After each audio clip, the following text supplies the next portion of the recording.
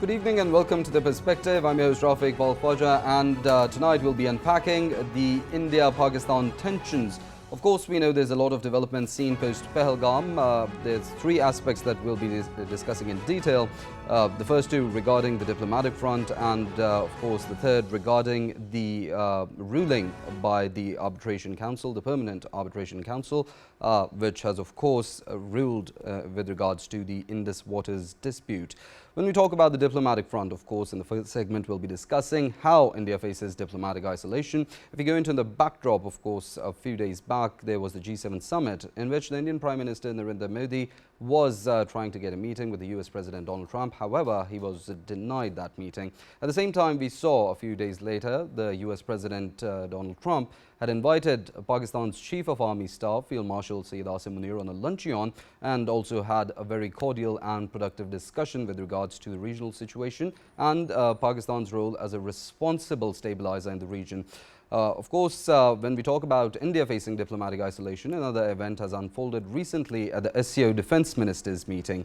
A joint communique was presented, and in that joint communique, it was refused by India to sign, of course, that statement, firstly, highlighting its unwillingness to cooperate multilaterally. Secondly, the communique, if we talk about it, it excluded India's allegations of the Pahalgam incident and included the terrorism in Balochistan, which is Pakistan's perspective. This is a clear win for Pakistan's position. And of course, another update that the Indian Foreign Minister Yashwant Sinha, a BJP veteran, blamed Narendra Modi for India's diplomatic isolation that it faces at the moment. And he also said that the Indian Prime Minister should resign because of his diplomatic failures. In the second segment, we'll be talking about Pakistan's diplomatic adventures, if we talk about it, and a very successful adventure, if you talk about it. Diplomacy over escalation, that's what Pakistan chose. Islamabad, in the wake of the Pahalgam and India's aggressive posture and, of course, provocations, Islamabad reached out to the United Nations, OIC and other key capitals of the world. We also know the Pakistani side, they presented credible evidence of India's involvement in destabilizing Balochistan province, and Kulbhushan Yadav, who was arrested and also confessed, is the biggest evidence that Pakistan has to provide to the world, and it remains on record. Bilawal Bhutto Zardari, who led the delegation to European Union and the United States, he said that India lost credibility, whereas Pakistan's credibility in journalism and diplomacy was, of course, endorsed by the international community, as seen by the delegation's success. He also said that the Kashmir dispute now stands internationalized again after India's unilateral actions, and also proving that India's unilateral actions are being denied by the world community. In the last segment, we'll be talking about India's water aggression and how it tried to hold the Indus Waters Treaty in abeyance, but we know the Indus Treaty verdict in The Hague given by the Permanent Court of Arbitration. It was said that Pakistan, of course, took the issue to this court, and the court ruled a supplemental award of competence, rejecting India's unilateral actions and saying that India's unilateral actions undermine the treaty's third-party dispute settlement mechanism. The court in its ruling also said, and I quote, "The terms of the treaty do not provide for the unilateral abeyance or suspension. The treaty remains in force until it is, of course, revoked by consent of all the parties." Well, we'll be deliberating on three aspects with regards to the, of course, situation between India and Pakistan. In the studios, we've been joined by Aniq Zafar, who is a geopolitical analyst. On video link, we'll be joined by Muneeb Qadir, who is a legal and geopolitical expert. And on phone line, we'll be joined by Dr. Adnan, who is a foreign affairs expert as well. Starting off from Mr. Aniq Zafar, thank you for your time and being part of the conversation. Of course, when we talk about the diplomatic front, we see how India stands diplomatically isolated, whether it be the G7 summit or it be the recent SCO Defence Ministers meeting. How significant would you term this diplomatic isolation of India at this moment from the geopolitical lens? Thank you, Rafae. Obviously, it is a tectonic kind of shift in the geostrategic importance of India currently. I am not saying that India will continue to be geostrategically irrelevant. India is a very large country, and we must not delude ourselves with the thoughts that India will remain geostrategically irrelevant for the rest of the world.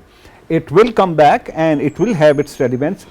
The problem currently with India is its leadership. Since they have built themselves around a supremacist ideology of Hindavata, it is not giving them comfort around on the tables around the world, on the diplomatic tables around the world. That is what is happening here, because rest of the world is also getting concerned that instead of looking at larger strategic picture, looking at world peace and stability, and playing the role of a stabilizer in the region, India is increasingly becoming an irritant in the region. And right now, as we are witnessing that the preference of at least two world powers, China and America, and to some China and United States, and to some extent even Russia, the preference is to calm down things in the world, try to resolve all the issues and focus back on developing the world together. That kind of thought process is right now taking root in different countries. But for that, there are many conditions. The problem with India is that it is not ready to take any principled position. It is taking positions keeping in mind the internal politics instead of taking positions looking at the geostrategy and looking at the moral side of an issue. So when they look inwards and prefer their internal domestic politics over geostrategy, then they sort of alienate themselves from the rest of the world. And of course, it becomes, of course, difficult to deal with the stakeholders, others that get involved and become instabilized. I'd like to include comments from Mr. Muneeb Qadir. Bilawal Bhutto Zardari, who led Pakistan's delegation in the European Union and the United States, termed India's diplomatic isolation a result of the disinformation campaign and the war hysteria that they were playing with. Of course, Pakistan, on the other hand, has been very reasonable and a very well-measured response with regards to the diplomatic front. How do you see the Indian propaganda policy failing at the moment? You know, the most interesting aspect of what has been going on with relation to the dynamics between India and Pakistan is that, just as my co-panelist has said, that India remains geostrategically very important partner for many other countries in the region. But despite that, and that's the interesting bit, despite the fact that it's one of the largest economies, or it considers itself to be one of the largest economies, and its importance in the region, which I'm not sitting here to deny, despite that, none of the members of international community other than Israel, which I don't think really is something to flex, it's nothing to be proud of, has been buying into India's narrative. So the fact that, India really tried hard to get United States of America, to get other G7 countries, to get the global north to pin the Pahalgam terror attack on Pakistan and wasn't able to, get them to say or say a single word against Pakistan. That just highlights that, as on the diplomatic front, as far as India's narrative goes, they've really lost the battle of narratives up till now. So when the delegation from India had gone to represent their case led by Shashi Tharoor himself had been complaining that, why had the international community expressed condemnation of the strikes in Bahawalpur or Murid Ke, but why did they not pin everything that happened in Pahalgam down on Pakistan? So that just shows that India has become, and I'm not exaggerating, but a crybaby, an international crybaby. They're always crying wolf, they're always crying foul, so much so that nobody's really buying into what they're saying. And so I think that this comes across as very cowardly, that India has just recently, as you said in your introduction, refused to sign a joint statement at the Shanghai Cooperation Organization. And that also comes as a huge snub to India by SCO countries.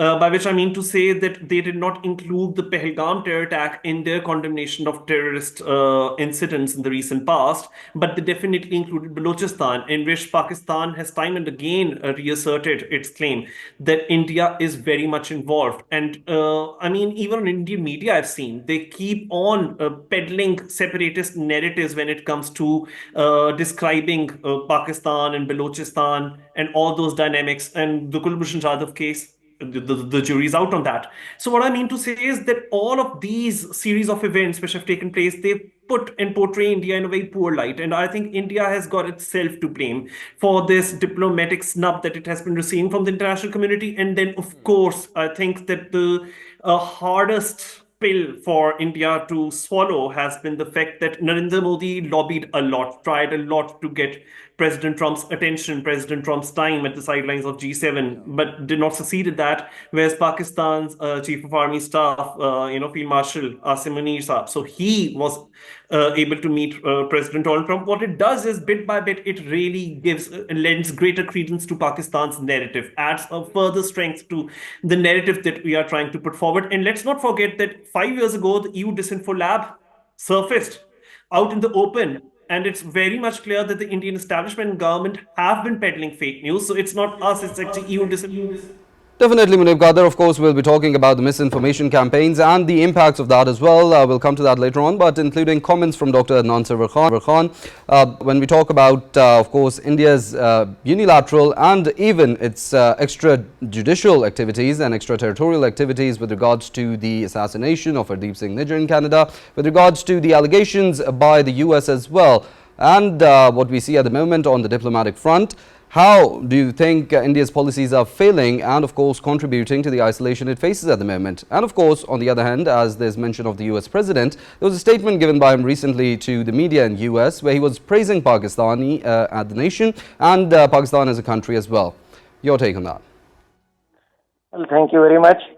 I would say that over some 6 months or even more, in fact, quite earlier, India has been trying to be in a jingoistic mood and in a way and method in which it is secretly assassinating its opponents,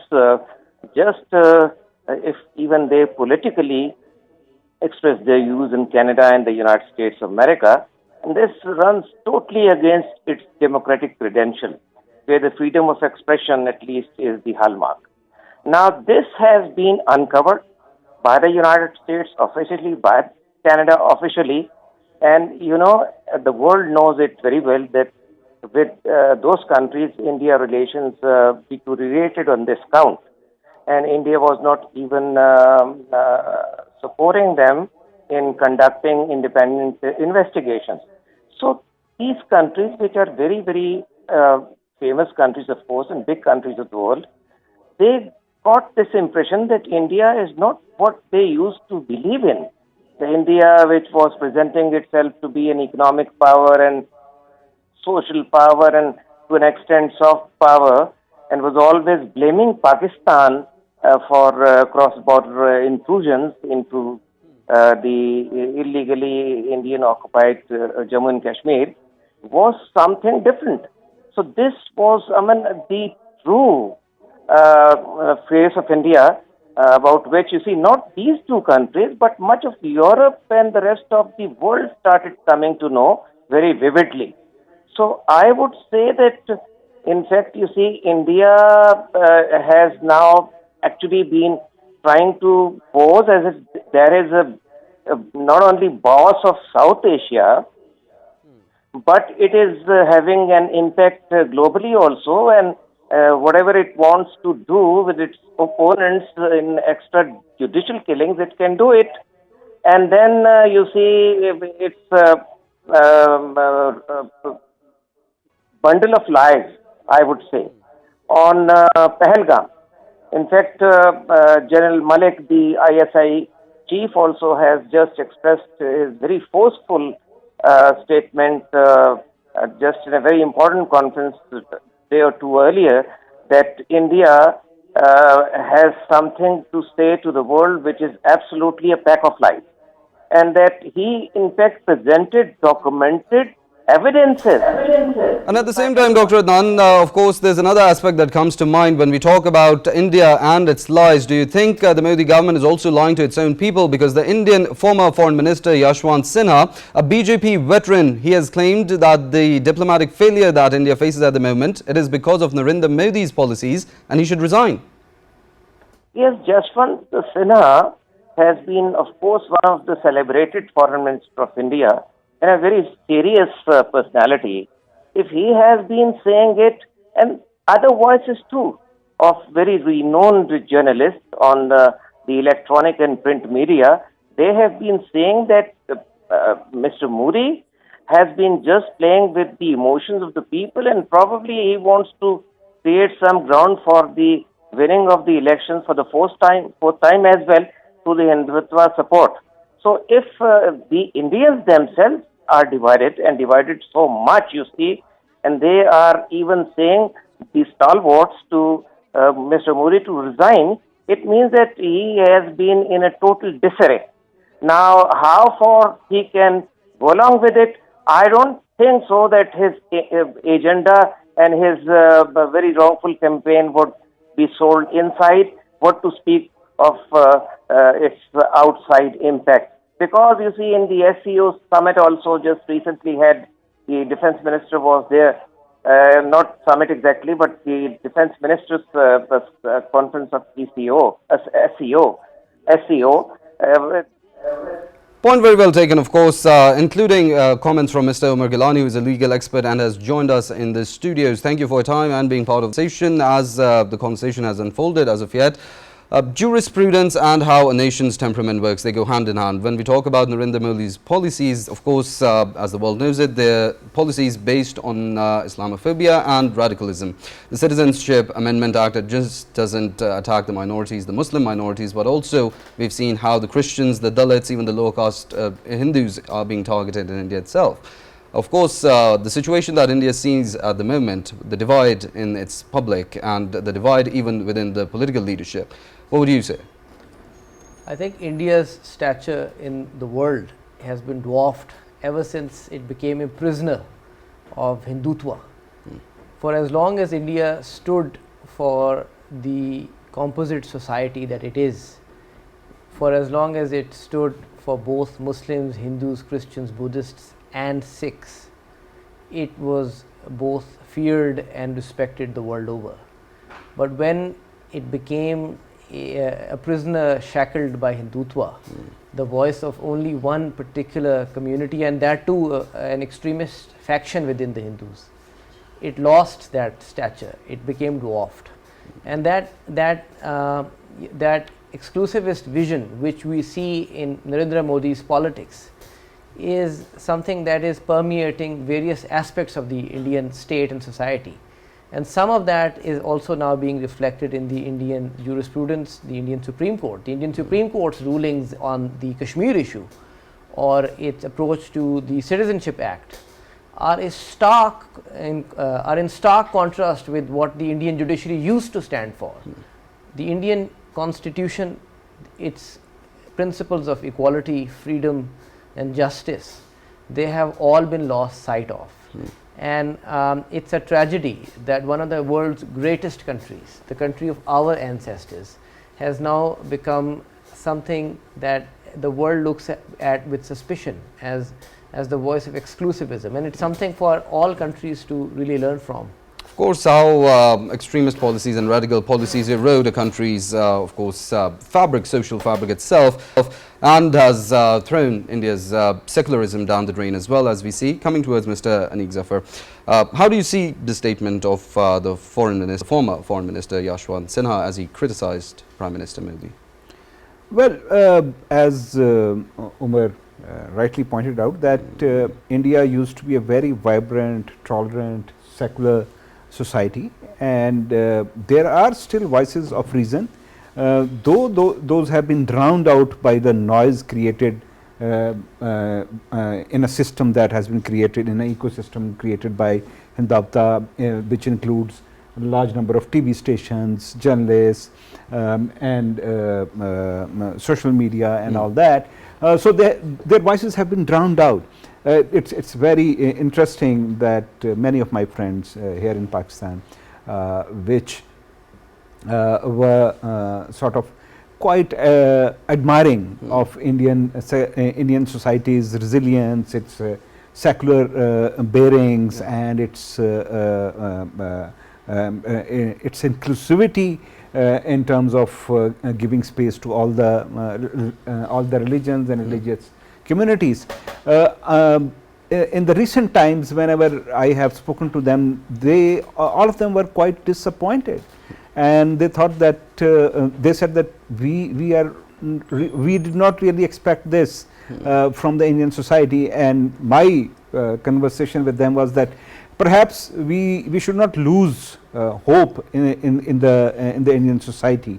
There is a large educated middle class, and we hope that somewhere in the future the shackles of Hindutva will break, and they will see reason.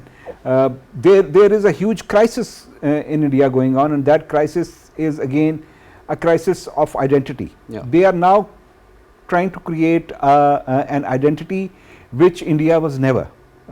They are trying to create that identity by rewriting history, by finding some heroes 10,000 years back, finding weird name scientists 20,000 years back, that those were the people.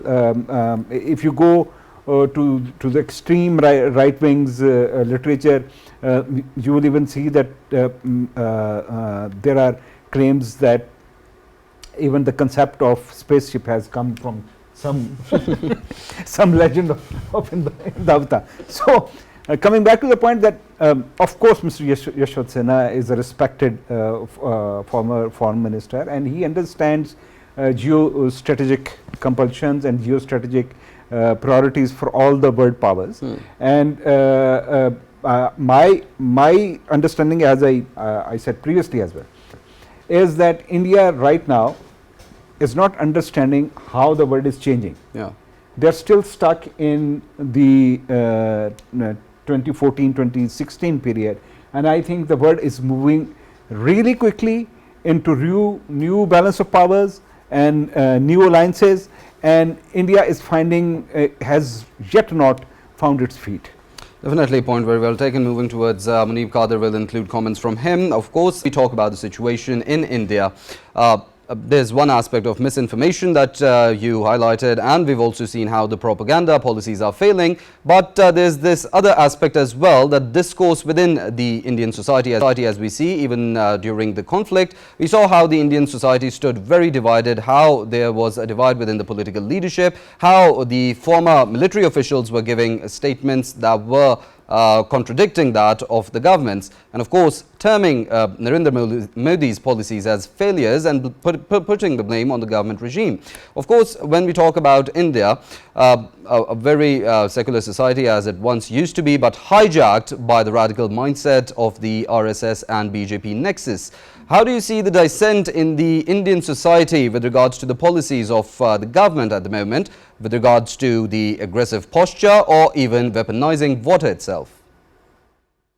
My understanding of Narendra Modi is that he always needs to create a threat and then pose himself as the savior from that very threat. And I believe that this is exactly what populists do. They incite mass and popular sentiment, and they make sure that there's never a dull moment, but in the worst of ways. So they thrive on drama, conflict, and hyper sentimental attitudes that they themselves encourage. I mean, when he was the chief minister in Gujarat, that's exactly what he cashed upon. And now that he's been the prime minister since 2014, of course, he's changed India's direction, because yes, each one of us is talking about it because it's true that India's secular character, which India was very proud of, and I would say that they had good reason to be once upon a time, Well, they've now completely digressed and diverged away from that secular character that they used to celebrate. And now is the time when not only do they look down upon the word secularism, they actually glorify the fact that they are not secular. So what they've done is they've introduced a lot of discriminatory laws, and that has been done by design. There's a pattern to it. So they introduced something known as the Love Jihad laws, and then the Waqf Board laws, and then the Citizenship Amendment Act, which has just been mentioned on this program a few moments ago. And they have created these internal and external threats. So internal threat they have created is emanating primarily from Muslims or other so-called otherized communities. And the external threat they have tried putting all the blame on Pakistan, as if Pakistan poses some sort of an imminent threat to India or their very being, which is not true, because they did that in 2019 with regards to the Pulwama attack, and then they've done the same with regards to Pahalgam, and they haven't been able to come up with any concrete evidence, not even concrete enough to convince the international community that there's some weight to their argument that there was Pakistani hand involved in it. They have miserably failed at proving that.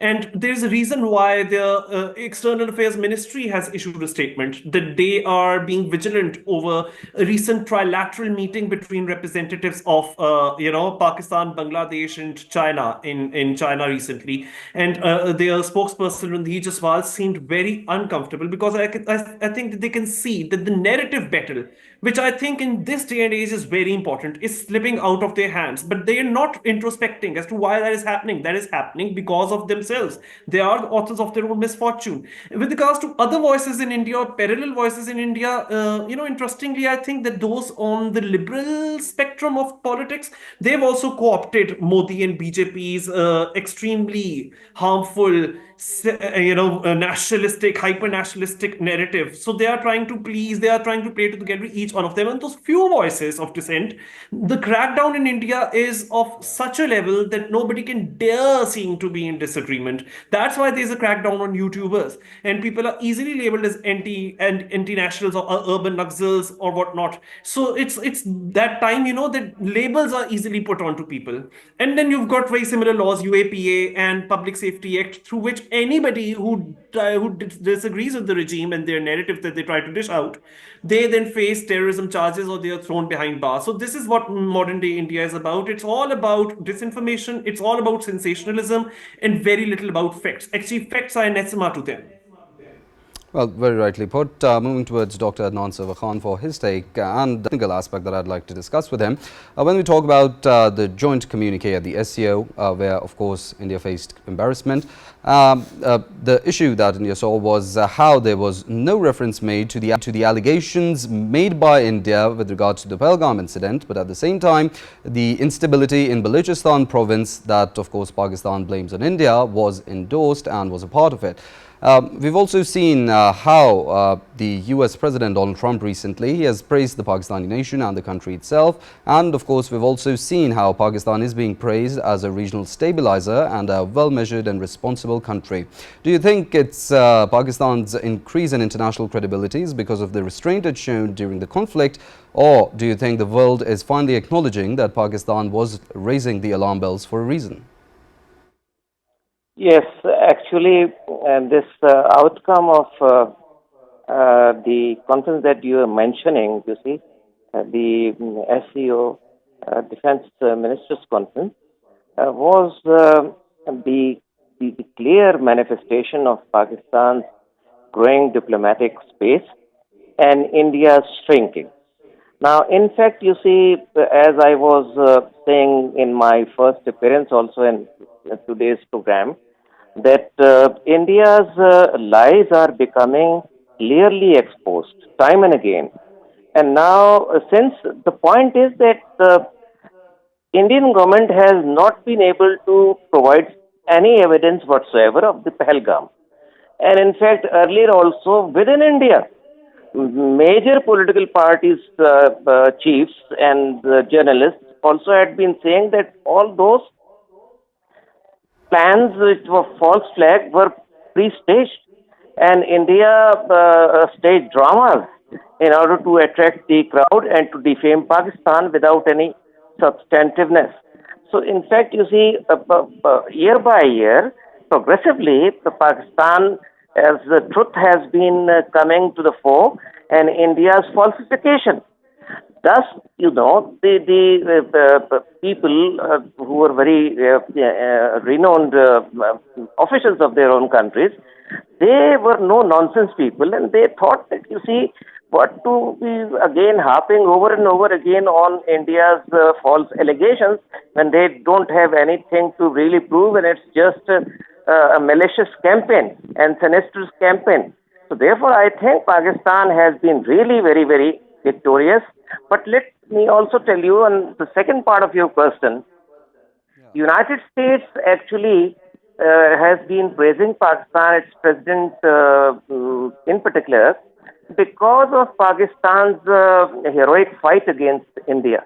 And they also are becoming clear that India, despite its tall claims and even after having been receiving so much military assistance in strategic alliance also with the United States, and boasts so much about its armed forces and all that modern technology, was squarely, if I can say, defeated, though they don't accept it, the Indians.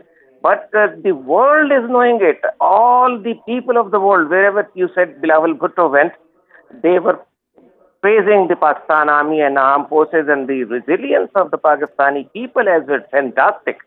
So, Very rightly put. Of course, moving towards Umar Gillani, as of course there was another development that we saw with regards to the Permanent Court of Arbitration Supplemental Award in favor of Pakistan.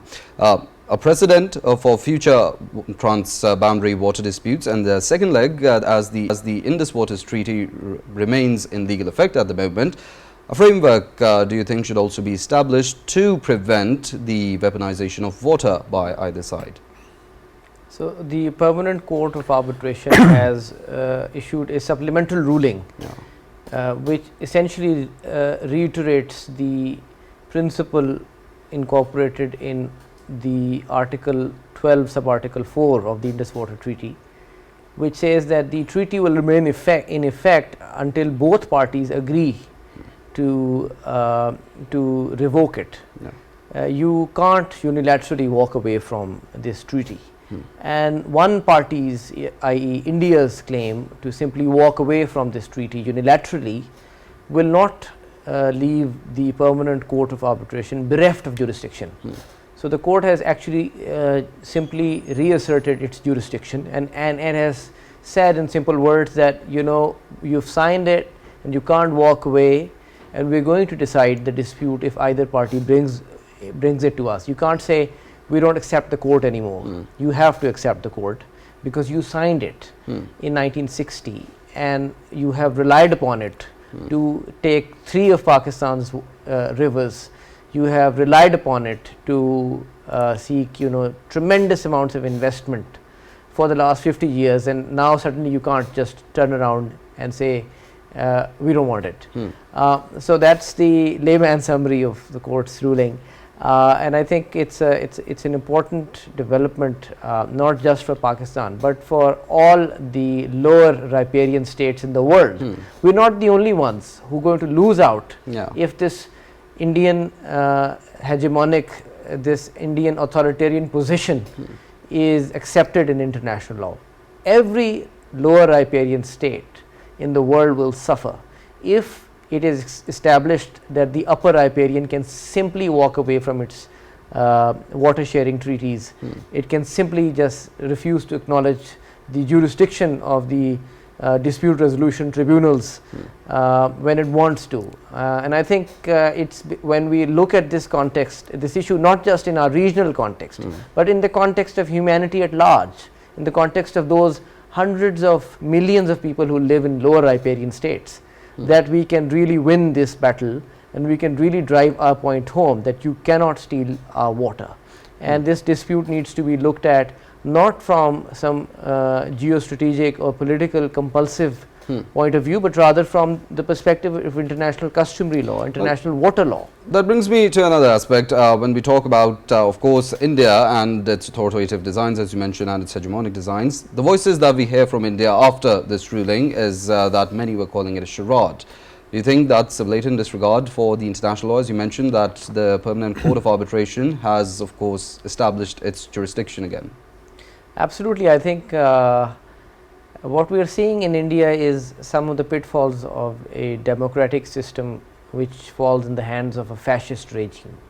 So, it's not just us, it's also half of India which feels the same way as we do, that they are now in the shackles of an authoritarian regime which has come to power through democratic means, but which has no real commitment to the principles of democracy, and amongst these is the principle that power must be shared, that we must not suppress those who oppose us, that we must be able to live in a system which is based on sharing and caring rather than taking.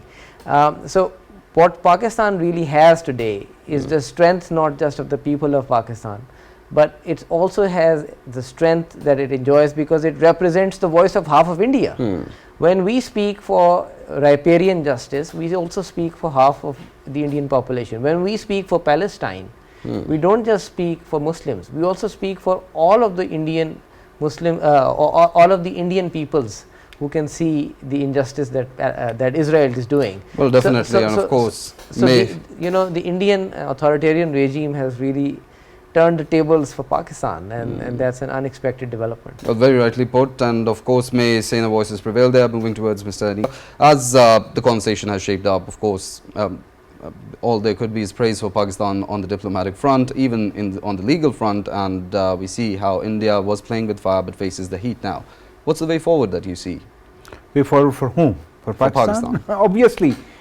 Obviously, we have to keep doing the right things. Yeah. We have to keep our position, our narrative as close to facts and morality as possible, and we should continue to engage the world. That is what will give us sort of edge over India, particularly an India led by a jingoistic BJP government. We should be able to communicate to the world that how dangerous this play is, how dangerous this jingoistic positioning by this government is.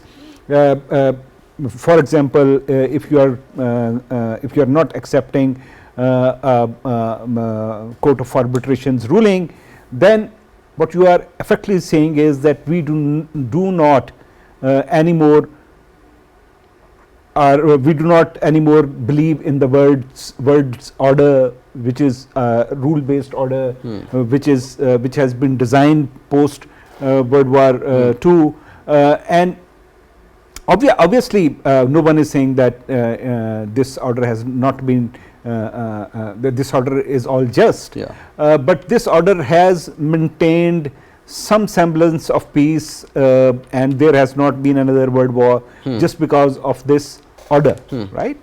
So if you are trying to overwrite all that, then you are playing with danger. Definitely, and the repercussions of which are being seen. Muneeb Qadir, concluding remarks from you. Of course, when we talk about Pakistan, a lot of positive diplomatic momentum that the country could capitalize on. We also know that it is being praised as a regional stabilizer at the moment. How possibility do you think Pakistan could capitalize on it at the most? So we have been able to cement very good relations with Donald Trump in his second presidency. I think that really goes in our favor. Also, the fact that India has been crying out loud that they want Pakistan and India to be dehyphenated. Actually, it's because of their extremely erratic and extremely hyper-jingoistic narratives that has, put a lot of India's previous allies of India, and for that reason it's actually becoming more and more internationalized, whatever disputes that India had with Pakistan. So not only the Kashmir issue, but actually every single area or aspect where India had wanted to so-called dehyphenate, that's the word they use, it themselves away from Pakistan, they're actually raising it as an international issue, as an issue requiring international attention. And now the latest rebuff that has come India's way via the Hague, via the Permanent Court of Arbitration, cohabitation. It's really embarrassing. And what's even more embarrassing for India is the fact that they have had to announce out loud that they do not have any regard for international law. They have this sense of entitlement and sense of impunity. Otherwise, why would their Ministry of External Affairs have said something as irresponsible as, that we in India don't recognize the existence of the so-called court of arbitration? I mean, this flies in the face of international law. It's out in the open. They have zero regard for international law. They have zero regard for customary international law, which emphasizes the principle of pacta sunt servanda, that you cannot arbitrarily, unilaterally step out of an international agreement. Right. If they had a regard for international law, they would have held a plebiscite long ago. Absolutely. So now it's becoming even more obvious. It's now even more conspicuous. Their contempt for international law, and I think that just puts in the international community off any. Well, definitely, we wrap up the show as we're running out of time. Muneeb Qadir, legal and geopolitical expert; Umar Gillani, legal expert; Aniq Zafar, geopolitical expert; and Dr. Adnan Sarwar, expert. Thank you all, gentlemen, for your time and being part of the conversation. We wrap up the India-Pakistan tensions with that, as we discussed in detail all the developments that have unfolded as of yet. See you all same time tomorrow with a new topic to discuss. Till then, take care.